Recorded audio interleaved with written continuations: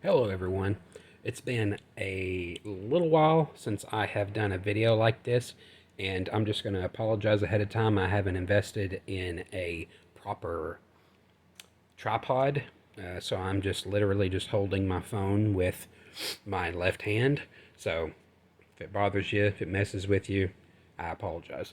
Anywho, my channel on YouTube that my videos are uploaded on really doesn't have a specific theme. I mean, I absolutely love to do drum covers, music videos, drumming along to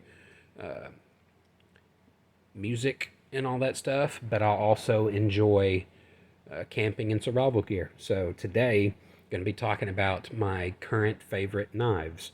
So I'm gonna start from like the on when it, in regards to the price spectrum on the low end and just building up from there. So the first one is a Mora Robust.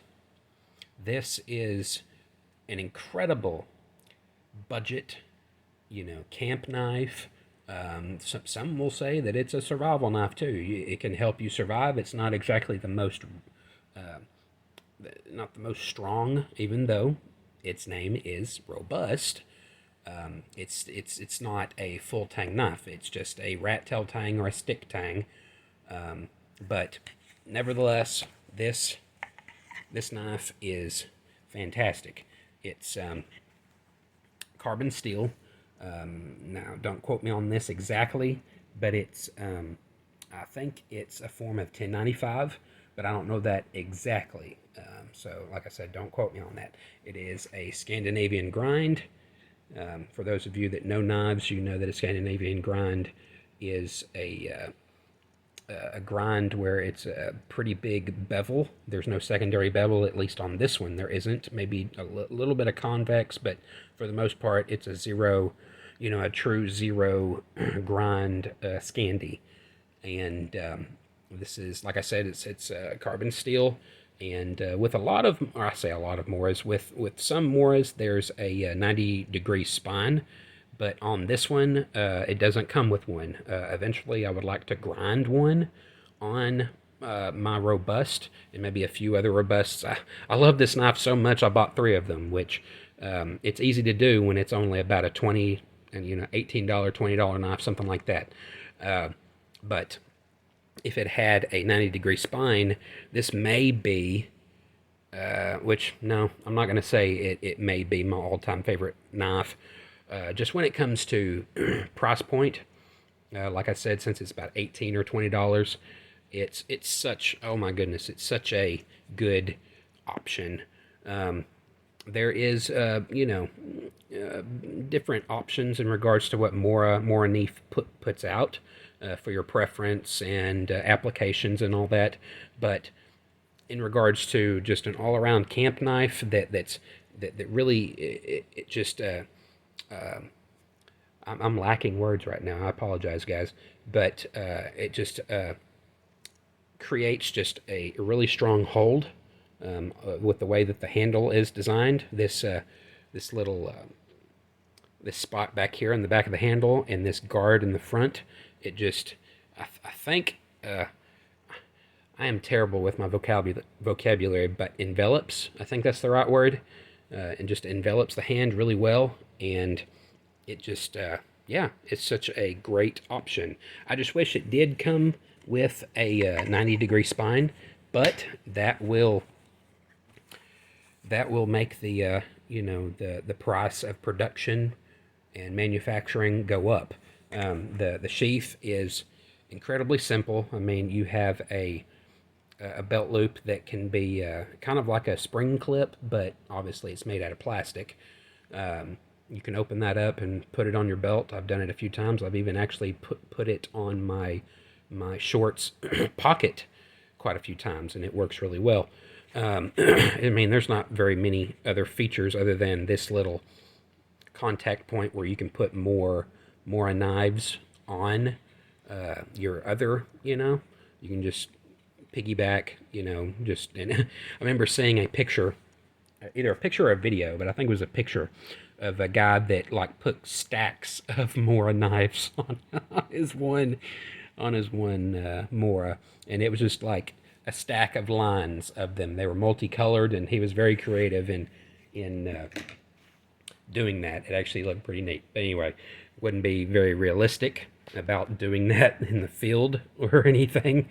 But anyway, at least you can do it. Okay, the next one jumps up in price quite a bit, but it's still not the cheapest, or still not the most expensive knife currently that I enjoy. And this one I have talked about before. It is from the knifeconnection.com, and it's called the Field Buddy 5.5. And these come in two different steel options. I think the first one that I got was in 1095. I ended up selling that one. And then I got this one, which is in CPM 3V. And it comes with the mass-produced Kydex sheath. I actually ended up having to do some refinishing there,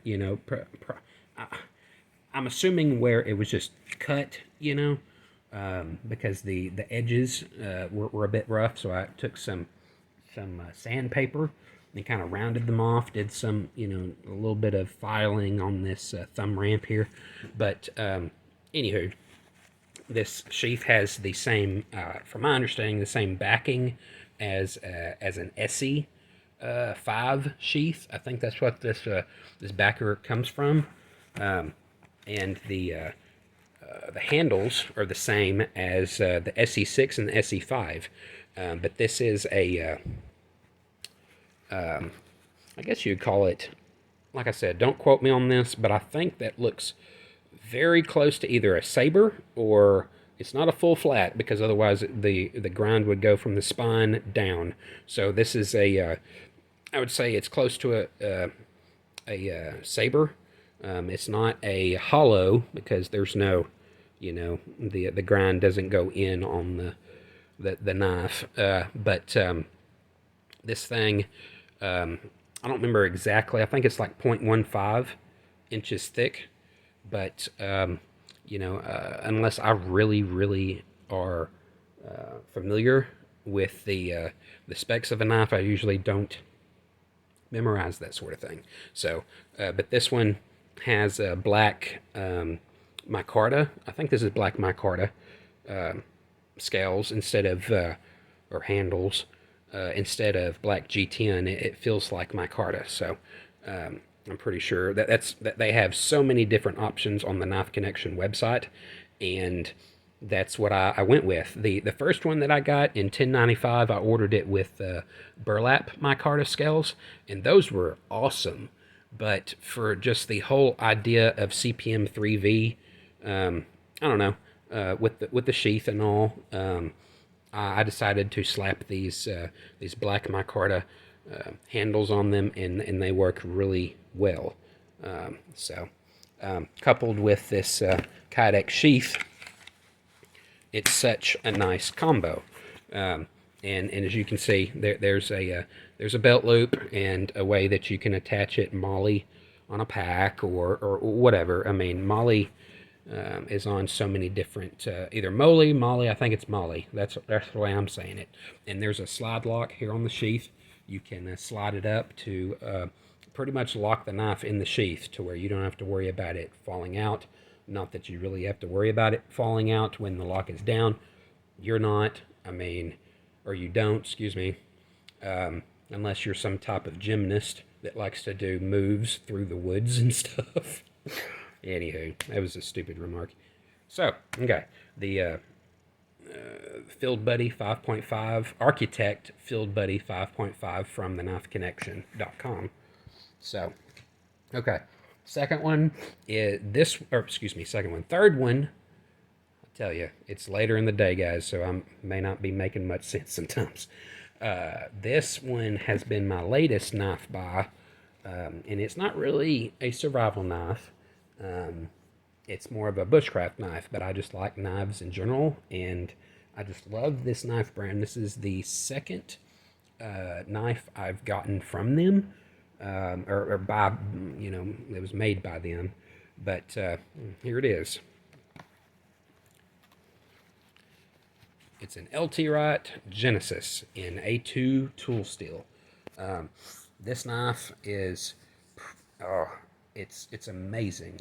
The other LT Wright knife that I have had, or that I have, is the GNS in Owen tool steel. I think I've shown it before in some of my other knife videos, but this one, while I absolutely love the handle that is on the GNS, this handle, the more broomstick style handle, is just more, again, my vocabulary, guys, I apologize, but aesthetically, I think that's the right word, aesthetically pleasing.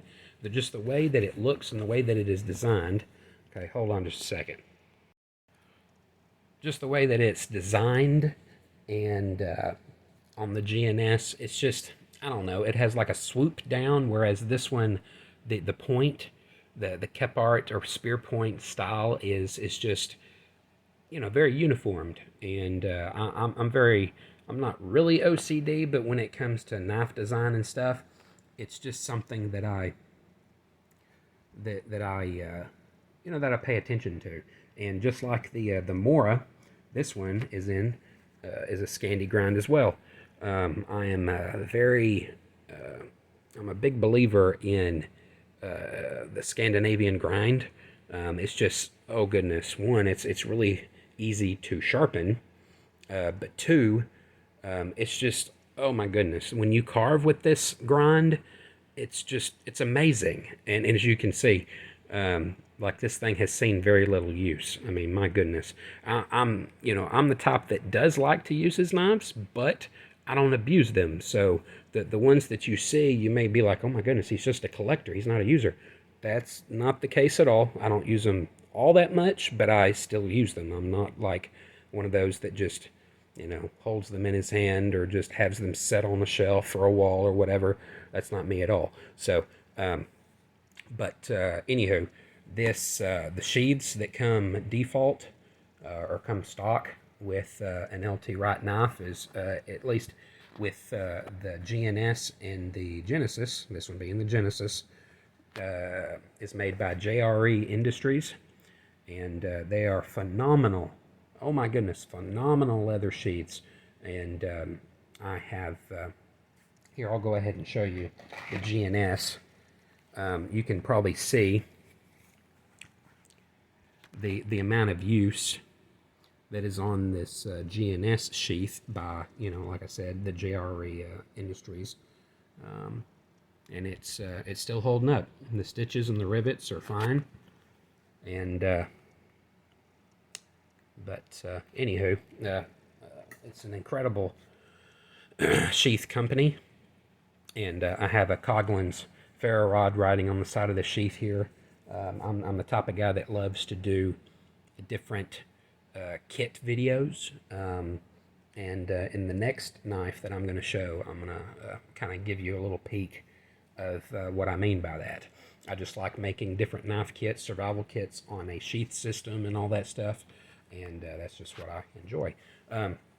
This JRE Industries sheath has a dangler, which I really like because it brings the brings the knife down below your belt and kind of swings freely. And I usually run a piece of paracord around my leg, or right now I've got just a piece of leather, a small piece of leather, cordage, and I run it through there, tie it around my leg, and it's just, it moves about freely, and it's just incredibly comfortable. So, in this knife, I think I failed to mention, unlike the Mora, it comes with a 90-degree spine. This can help process tinder, and it's such an amazing thing. It's like, it just feels, it's like a secondary edge, if you will. It can, like I said, process tinder. It can rip a ferro rod, and it just, it's just an all-around fantastic knife. So, okay, on to the last one. And the last knife that is my current favorite is a Bark River Bravo Alpha. This one is in CPM 3V steel, just like the Knife Connection Field Buddy 5.5. And I mean, I've shown this knife. I've actually shown a few of these other knives in videos before, but I just, you know, like I said, I usually post videos about things I enjoy. This is what I enjoy. So this Kydex sheath that's with it is not stock. It doesn't come stock. This Kydex sheath was made by Doug Wilson at Yellow Hawk Custom Kydex. And I've had it a little over a year. Actually about a year and a half, actually. And it's such an amazing knife and sheath system. This thing is, I mean, this knife may not be like the #1 do-all survival or bushcraft knife, but for me, I liked the design, and I was like, you know what, I gotta have a Kydex sheath for this thing. So maybe just about a week after I got this knife for Christmas, and I was like, you know what, I need a Kydex sheath for this thing. The leather sheath that came with it, which is an ambidextrous, wow, ambidextrous, yeah. Ugh, I apologize, y'all. That leather sheath is awesome. It's fantastic, actually. I love the look of it, but I just wanted something a little bit more secure. Actually, let me go ahead and pull that out. I'll show it to y'all. It's this one right here, and you know, just like I said, it's ambidextrous because you can put it on your left or put it on your right, and it looks brand new because I really haven't used it that much. But it's, I mean, if I didn't already have this Kydex sheath, then I would run it in this because the color combination of the black micarta looks awesome in this treated leather sheath. But I was just like, you know what? Once again, I want something that's has better edge retention, better just retention in the sheath. And with Kydex, you really can't go wrong. I mean, it's just much more durable. It doesn't retain moisture, and you tend to be able to have more customization options. Just like on this sheath, there's an SE accessory pouch that houses a tin, which is just like an Altoid style tin, but it's I'll show y'all exactly what I have in here. I wrapped the contents up into some like just you know, just material that was on you know, a part of some pants that was ripped up, and you know, it's been said that, you know, don't throw away everything. I mean, there's you may have a purpose for it, you know, later on. So I've got and I'm quickly finding out how hard it is to do something one-handed.